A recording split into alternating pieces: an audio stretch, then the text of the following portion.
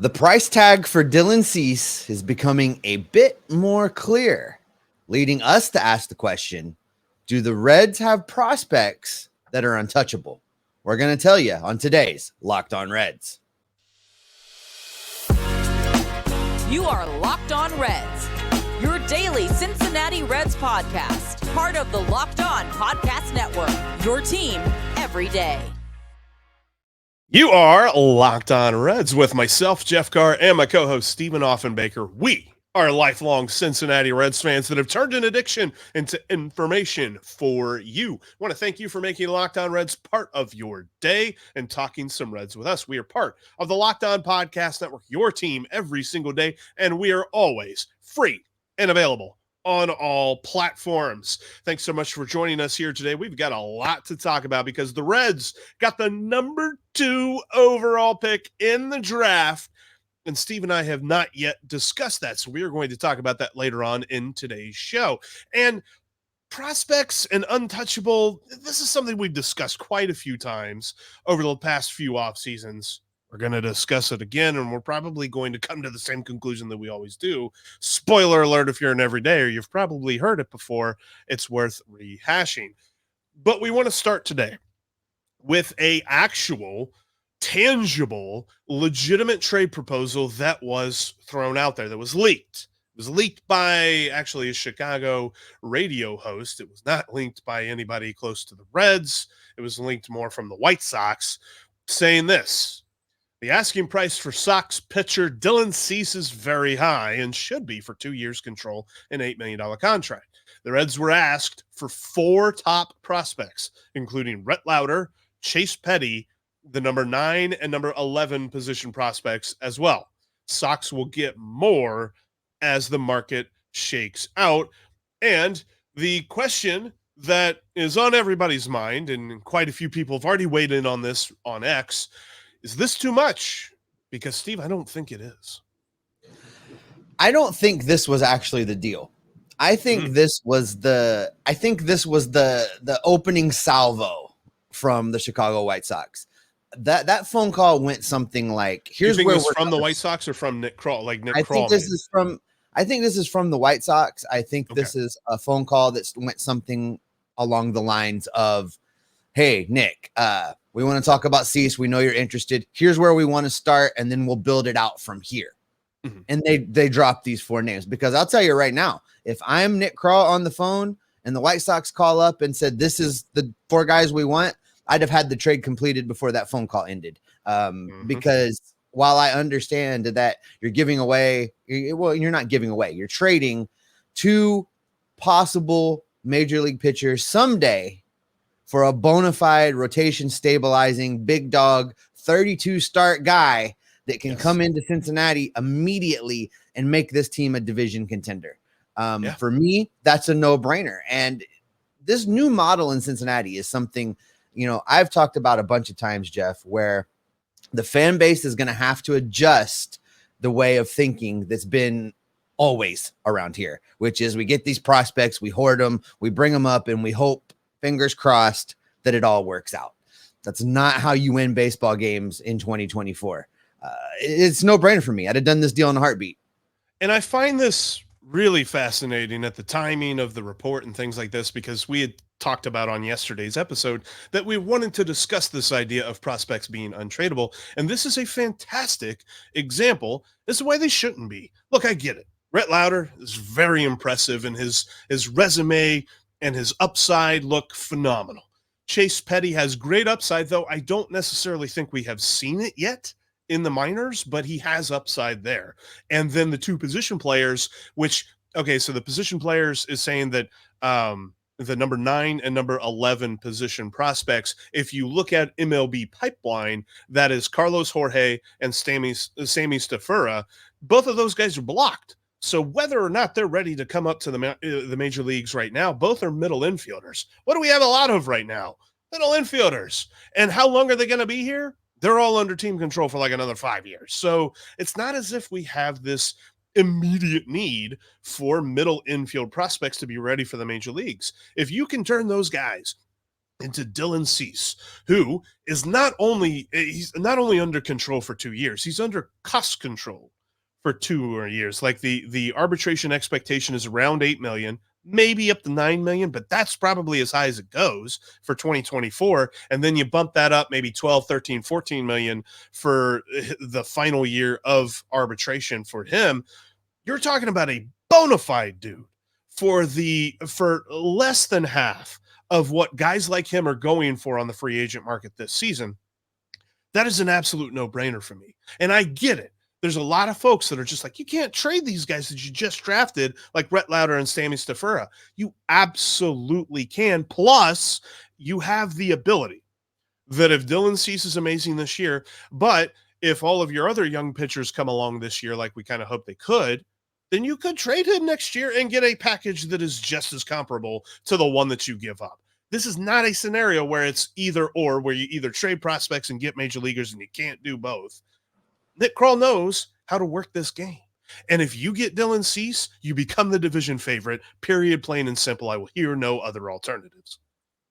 You know, it's also, I think, probably important to bear in mind, there's only one reason for the Chicago White Sox to have leaked this package.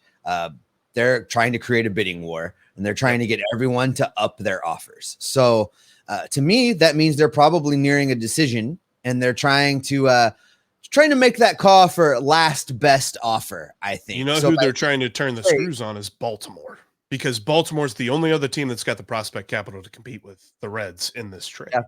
And that seems pretty accurate, Jeff. I think that they're probably close to figuring out what it is they want to do so they can plan out the rest of their offseason.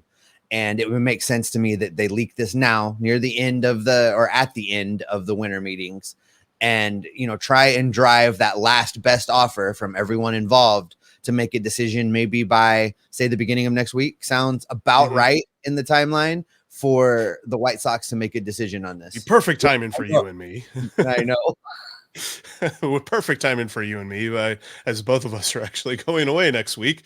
But yeah, I think that this is a good sign for the Reds. And I don't necessarily know that this is something that it's okay, well, we're reporting that the Reds are in on this deal because we actually want to trade with the Orioles. I think that the White Sox ultimately want to trade with the Reds because at most they will see them 3 games a year. And in the best case of scenarios, the only other time they would see them is in the World Series. So they've got little chance of running back into Dylan Cease for the next 2 seasons. So that's how they kind of look at this. The Reds have so much prospect capital to deal with. Plus, from the Reds side of things, if you really want to get worried about trading draft picks from last year, they're about to have an even better draft pick this year, which we will discuss here in a little bit. But I just think that, and we're going to go into this in more in depth here in a few minutes, to get all up in arms about minor league players that you're trading for major league talent, for proven bona fide major league talent. The Reds are not winning the division with Rhett Lauder this year. The Reds are not winning the division with Chase Petty, Carlos Jorge, or Sammy Stafura this year, nor do we know for a fact that they ever would in the future. We know for a fact they get Dylan Cease this year, they got a real good shot to beat out the Brewers, to beat out the Cardinals, beat out the Cubs, and the Pirates, who aren't doing anything right now. So do that. Ethan. Yeah, sorry. Look, they traded for Marco Gonzalez. Nobody cares about that trade. Nobody cares. I don't think Pirates fans care about that trade. Let me ask you this real quick, Jeff, while we've got a couple minutes talking about this whole Dylan Cease possibility. Break it down one more time. We've talked about it a bunch of times, but give a quick, succinct evaluation of Dylan Cease, because I know people that are going to just look at his stat line real quick, give it a glance, and go, "Oh my God, a 4.58 ERA. This is terrible. Like, we're not giving up Rhett Lauder for a guy that's on nearly a 5 in ERA." Break it down. Dylan Cease is exactly what the Reds want. He has pitched 32 starts. He pitched 32 starts in 2021, 32 starts in 2022, and 33 starts last season. No Red has thrown 30 or more starts. I can't even remember. I'd have to look it up. The last time that we had a Red make 30 or more starts, it was probably going back to when they had, Johnny Cueto and Bronson Arroyo and all those guys.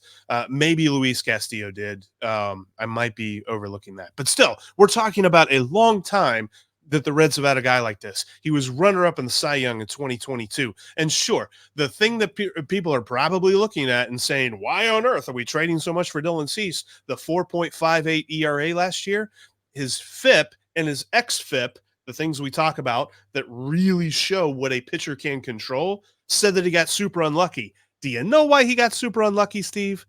Because he had the White Sox freaking defense behind him. And they were horrible. They made the Reds defense look good last season. So you bring Dylan Cease down to this team. You put him in Great American Ballpark, and he's fantastic at striking people out. He is fantastic at limiting the hits. This is no brainer for me. This is the best deal. We talked about the merits of the three pitchers that the Reds have been connected to in trades the other day. Dylan Cease far and away the best talent of the three. It's just his trade package would be the most expensive. If you can get him without giving up somebody who's currently in the major leagues, you do that deal yesterday. Yeah, I think a rotation of Cease, Green, Abbott, Ashcraft, and then let Lodolo maybe fight out that last spot. Let Martinez. This makes it's going to be huge, right? Like, you don't have to put Martinez in the rotation if you get Dylan Cease, but if you do, then you just have so much rotation. This trade makes far too much sense to me. All right, Jeff, we're going to keep talking about this whole prospect situation because there's some examples we can point to as to why you don't hang on to prospects for the sake of hanging on to prospects. And we're going to talk about that coming up next. Before I get to that, though, I want to shout out the sponsor of today's podcast. Today's show is brought to you by FanDuel. You can score often for the remainder of the NFL season with FanDuel, America's number one sportsbook. Right now, new customers at FanDuel are going to get $150 back in bonus bets with any winning $5 money line bet. That's $150 back if your team wins in bonus bets. If you've been thinking about joining FanDuel, there's no better time to get in on the action than right now. The app is easy to use. There's a wide range of betting options, including playing the point spreads, player props, Jeff's personal favorite, the over-unders, and so much more. You can combine prop bets on a game into single game parlays for even more fun on the action.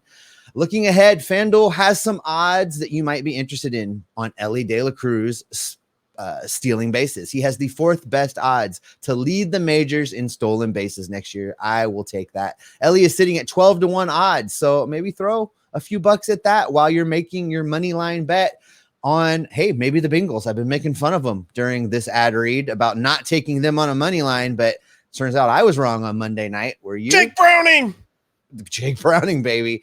So get over to FanDuel.com/lockedon right now and start turning your sports knowledge into cold, hard cash. FanDuel is an official partner of the National Football League and the official sportsbook of Locked On. Locked On has launched the first ever national 24/7 streaming sports channel on YouTube. Locked On Sports Today is here for you 24/7, covering the top sports stories of the day with local experts from the Locked On Network, plus the national shows covering every league. Go to Locked On Sports Today on YouTube and subscribe to the first ever national sports 24/7 streaming channel. All right, Jeff, let's dive back into some of this untouchable prospects talk, because there's some recent, hard, specific examples we can look at as to why the next great coming of the best baseball player to ever play the game doesn't always pan out. And we're going to start this conversation with two words: Nick Senzel. If you recall, he was untouchable. He was untradeable.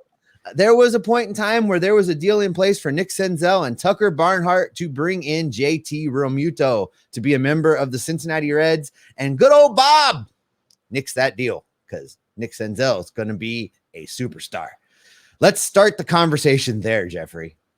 This one hurts, Steve. And for anybody that thinks that this was a good thing, JT Realmuto has been far and away the best catcher in Major League Baseball, and I don't think it's been close, quite frankly. Defensively, offensively, he does everything. He's one of the big reasons that the Phillies are consistent contenders. That would have been an amazing get to have JT Realmuto leading this pitching staff and leading this team. That would have been fantastic, and you wouldn't have given up. I mean, I love Tucker, but you wouldn't have given up anything in Nick Senzel, because back then, if you brought Nick Senzel up in a trade, we immediately said, well, the potential, man, that upside. You can't lose him. Yeah. I mean, hindsight's 2020, obviously, in this situation. But if we're talking about these kind of trades where you're getting bona fide guys back, and the reason that you say no, you're like, wow, this guy, he might be good. Look, going back to the Dylan Cease thing, like, the best case scenario for Rhett Lauder is that he's Dylan Cease. The best case scenario for Chase Petty is that he's Dylan Cease. And you know who you got on the other side of that trade? Dylan Cease. Like, JT Realmuto was what Tucker Barnhart wished he was. And the fact that they turned that deal down because Nick Senzel could be somebody is so tough of a pill to swallow. And I don't know that there's any prospect, and that's the key word here, prospect, who has not hit the major leagues yet, that I would say is untouchable. Because I understand, and this is the part that people can say, well, Jeff, if you would have traded Elliott, if you would have traded Noelvi Marte or Matt McClain or somebody like that before they reach him, what about that? That's a special situation. This never happens, what the Reds did last year. That never happens. The fact that it happened now, we're not going to be spoiled with that every year. Stop thinking that. Edwin Arroyo is not ready. Rhett Lauder's probably the only guy who is a prospect right now who's ready to come to the major leagues. And even then, we still don't know, because there were reports of maybe he having elbow issues and things like that. So I think that when you look at these trades that are prospects for major leaguers in the position that the Reds are in right now to contend right now, you cannot say no to them simply because you're like, well, I've got a crystal ball and my crystal ball says no, you don't. And it's important. This Cease trade, there weren't names in there like Connor Phillips. There's still talent available if you trade these other players away. And you hit on something there in the first segment that's important to remember. Cease comes with 2 years of control. Right. You use him to push through 2024. Let's say Connor Phillips becomes what we hope Connor Phillips will be. Let's say Nick Lodolo is back and healthy. Let's say a lot of the question marks we have for the young guys in 2024 get answered in the affirmative, get answered in the positive. You turn around and you trade Dylan Cease and you bring back another haul, because as I've been saying, jumping up and down on my chair over here, it is expensive to buy pitching at the trade deadline, and people always do it. So you won't just be giving those guys away. There will be a return on that investment on top of the winning baseball. So for me, it's fine. We talk about prospects, Jeff, and I know that people still consider the rookies at the major league level prospects. And so I can feel the disturbance in the comment section a little bit. That's about, not who we're talking about here. Yeah. We're not talking about those guys. And you're going to play a what if game of, well, what if they had traded Ellie? Well, what if they had traded Matt McClain? What if they had done this? Well, I would assume that would have only happened if the Reds were in contention to win, and they weren't. They were only in contention to win when those guys achieved the major league level. And they were only in contention to win because of a once in a generation alignment of prospect talent, all hitting all at the same time. Nobody was a disappointment. Everybody did their thing. We'll probably never see that again in our lifetimes. So you can't look back through those glasses and say, well, what if the Reds had done it? Well, you know what? If the Reds had done it, it would have meant they were a winner, and I want a winner. I don't want a collection of players that we think are kind of cool. I want the Reds to win baseball games. And this is how you do it. This is how Cincinnati, Ohio puts together a winning baseball team in 2024. You trade people to bring in talent, you use them to the best of their ability, and then you trade them away to restock. That's the way it goes, with a few exceptions of long-term signings. That's the new game in town, folks. I'm not speculating this. Nick Krall badly looked into a camera and poorly stated the very fact. That is how the plan works. We got to get used to it. And I think it's important to note here, like, the Reds have a deep farm system.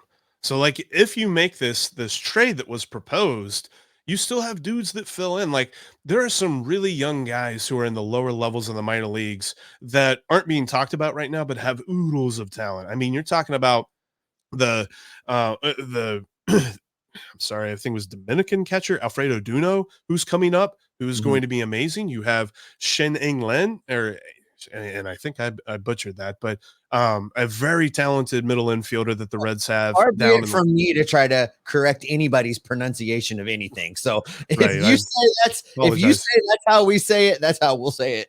I apologize if I did butcher that, but you have him, you have Acosta, you have Aguiar. There's so many different guys that I really think the Reds have hit their generation of contention, such that you don't have to worry about who's coming up in 2025, who's worried about who's coming up in 2026 and things like that. Because when those guys come up, this Reds team is going to be rolling along. They're going to be in the middle of their contention window. And if they're big contributors, great. But at that point, we hope that everybody who's on the major league roster is holding down the position to the point that those guys are blocked. And we're not into the whole idea of let's constantly have this prospect churn and things like that, where we're looking at each and every year you're calling up 5, 6, 7 guys. There's going to be a couple of years where it's like, let's let these dudes that we just called up marinate a little bit. Let's let them run the show. Let's let them compete for these championships and things like that. And you supplement them by trading the guys who aren't necessarily part of the plan right away, with plenty of dudes still in tow. The Reds still have plenty of guys in their farm system that they're going to be able to bring up in a couple of years whenever it's time to kind of churn and see whose contracts are going to be keeping and whose contracts they're going to be trading and things like that. Because ultimately, this is an economic game, and the Reds have lots and lots of supply where it comes to the prospect capital. I feel like people misread this to think that if you're a prospect, that means that we can't get rid of you. Part of the deal with prospects is that they are meant to be traded for your bona fide major league talent, because the way that the Reds win this game is not by going out and signing $50 million a year players. The way that the Reds win this game is to find the economic inefficiencies where they can trade for a guy like Dylan Cease, because the White Sox are begging, they're pleading for any kind of farm system whatsoever. And hey, the Reds just happen to be able to supply them with a little bit of that. And I will say before we wrap this up, Jeff, that in years past, we've spent a lot of time talking about Daytona, a lot of time talking about Dayton, a little bit of time talking about Chattanooga, because that's really where all the action was. The Reds were losing 100 games. Things were bad. We weren't looking at that a whole lot in the offseason. This has been a different kind of offseason, not only for the Reds, but for us here on Locked On Reds. I just wanted to briefly remind everybody that's why we haven't been talking about the minors, the low levels. But coming up in January, when we get into the new year, we'll have our buddy Tom Nichols in. We'll talk about those guys down there. We'll reach out and maybe talk with Doug Gray a little bit about Reds minor leagues, and we'll circle that conversation back up when we get into January and are really just looking at the X's on the calendar, trying to get to Goodyear. We'll fill in and get everybody back up to speed on what's been going on down at those low levels with the prospects and with the talent, so that everybody's kind of on the same page. So we haven't forgotten about them. There's just been a lot of exciting things right here at the major league level to talk about for the last little bit. Exactly. And there will continue to be, because this is going to be an amazing season. Trust me. I'm looking forward to it. Speaking of amazing, the Reds got amazing news that we weren't expecting at all. And we're going to celebrate, because the Reds have the second overall pick in the draft, which means they have the pick of one of the 3 best players in the draft. It's a very top-heavy draft if you listen to our pal Lindsey Crosby over at Locked On MLB Prospects. And guess what? The Reds, right in the middle, being able to take advantage of that. We'll talk about that coming up next. Before we jump into that, though, I wanted to let you know that in between episodes, you can follow us on social media. On X, you can follow me at Jeff Carr with 3 Fs. You can follow Steve at Offenbaker with 2 Fs. And you can follow the show at Locked On Reds. You can also join the Locked On Reds Discord page. Got a lot of great folks talking baseball over there. And follow, bookmark, make sure you go to this site every single day, InsideTheReds.com. Actually, there's a reaction article up there by our friend Rick Uccino about that Dylan Cease trade and what he thinks about that. So go check that out, InsideTheReds.com. All right, Steve, the Reds got the number 2 overall pick. This was insanely surprising to me. Number one, the Reds had a 0.9% chance at the number 1 overall pick. I did see some odds that said the odds of them actually landing the number 2 overall pick was like 200 to 1 or something like that. It's just insane numbers, the fact that they made it all the way up there. And all the teams who had horrible years and we're looking and saying, well, you know what? At least we got a shot at the number 1 pick. The Reds have a winning record and have higher picks than all of them. This is hilarious, and I love it.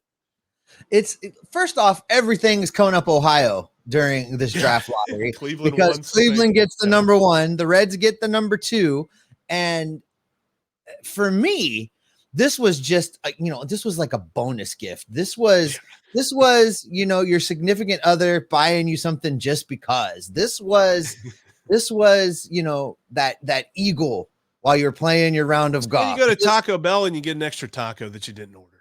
That's right. It was just a bonus. This is big for the Reds. This is going to allow them to just add one more top prospect to this system, which, falling back on the whole theme of this show, means that there are guys that are expendable and still not damaging the lower levels of the prospect system. So for me, this is a big deal. You know who I feel sorry for, Jeff? You talk about the teams that were looking at this going, well, maybe we still have a chance to get a high pick. I really feel bad for the Washington Nationals because I don't know if you caught this or not, but I just thought it was a very quirky, interesting story. The Washington Nationals were prohibited from having a lottery high pick because in the collective bargaining agreement, you can't do that in back-to-back years. So they were ineligible, but Major League Baseball decided to leave all of their number combinations in the draft because it would skew the odds too much if they took them out. Guess what? The Washington Nationals got the number 1 pick, which led Major League Baseball to declare the pick null, and they redrew, allowing the Cleveland Guardians to have the number 1 pick. I don't know how I would have been able. Do you know what this show would have been like today if it had been the Cincinnati Reds that won the number 1 pick in this draft lottery and then it got taken away? I would lose my mind. I feel bad for them today. Well, and does this constitute now that they're going to go to their fan base and say, this is just the pains of being a big market team? It's just really hard to be a big market team. So for all of us that hate it, whenever the Reds come to us and talk about being a small market team, are the Nationals fans hearing right now how it sucks to be a big market team? Like, come on. It's just, I tell you, I love it though, because, and like I mentioned, Lindsay, he's got a lot more analysis on this as he's got some know-how about what's going on with the draft. There's still plenty of time. I mean, obviously, haven't even started the college baseball season, so some other players could creep up into this conversation. But right now, there are 3 players. You know, it's basically like when you start the Pokemon game and you got Bulbasaur, Charmander, and Squirtle. That's what the Reds are looking at right now. We've got the Bulbasaur, which is Nick Kurtz. He's the first baseman over at Wake Forest. He can hit the ball country mile. What the hell are you even talking about right now? I forgot. You're too old for Pokemon.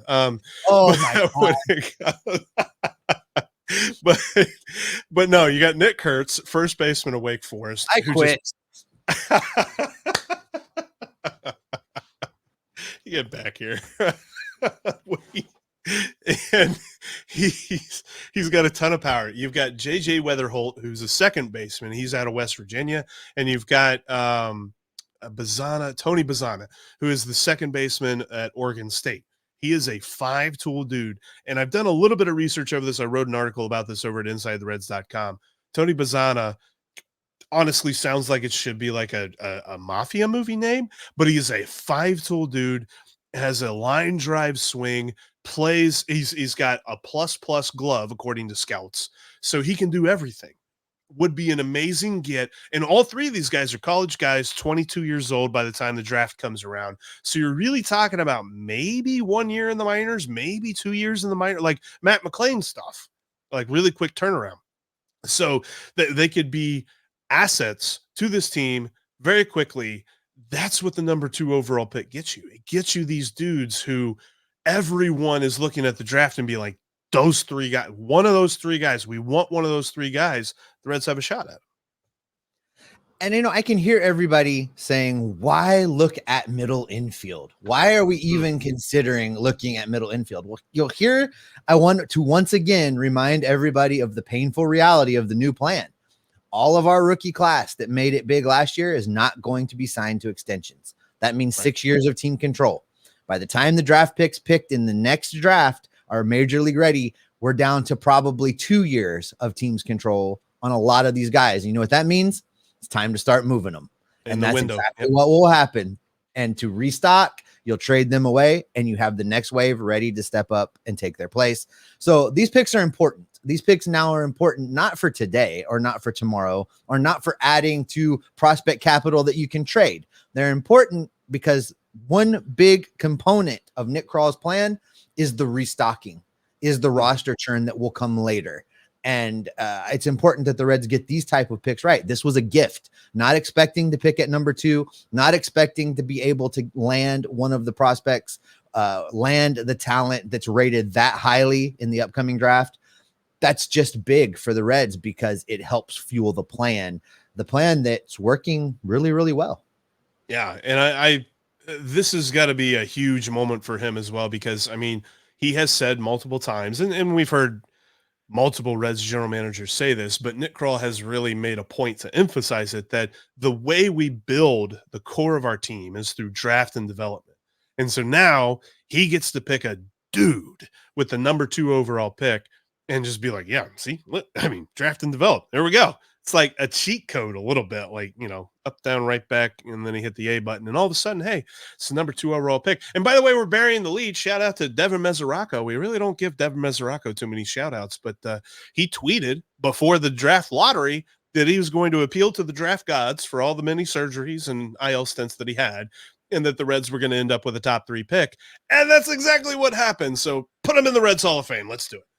That's what I'm saying. I did see that tweet from Mesoraco, and I thought that was great. And I do also like the incorporating of him into the Reds community. It seems we really do love our catchers around here, don't we? Not just the Johnny Benches of the world, but we still talk about Taubensee. We still talk about. I still talk about Ryan Hannigan. I don't know about you. Still talk about Hannigan. Still talk about these guys that have just come through. And I mean, Corky is a legend.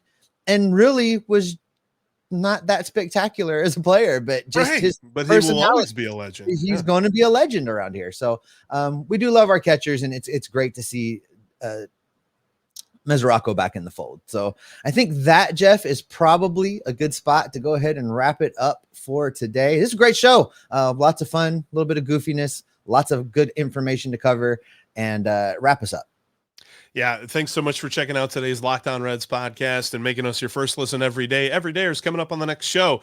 We are going to continue to look at this off season as we end the winter meetings. The winter meetings were a little bit more quiet than we thought, but we got to blame Shohei Ohtani on that one. Everybody's waiting on him to sign. So once he signs, and maybe the Reds make this trade for Dylan Cease, maybe they go get Michael A. Taylor. So they were linked to him.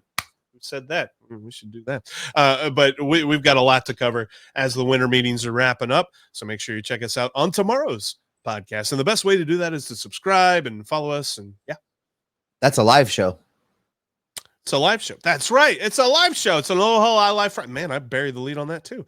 Aloha Live Friday edition of the podcast as we react to the winter meetings. Join us tomorrow then. Steve, until then, what can people expect from me and you? We're going to keep looking at these transactions. We're going to look at the news. We're going to look at the rumors. We're going to monitor all of the socials and gather up all of that information. Bring it back here and keep you locked on Reds every single day. Do you know who Charmander evolves into, Steve? Oh my God. You and your Pokemon. It's Charizard. It's Charizard.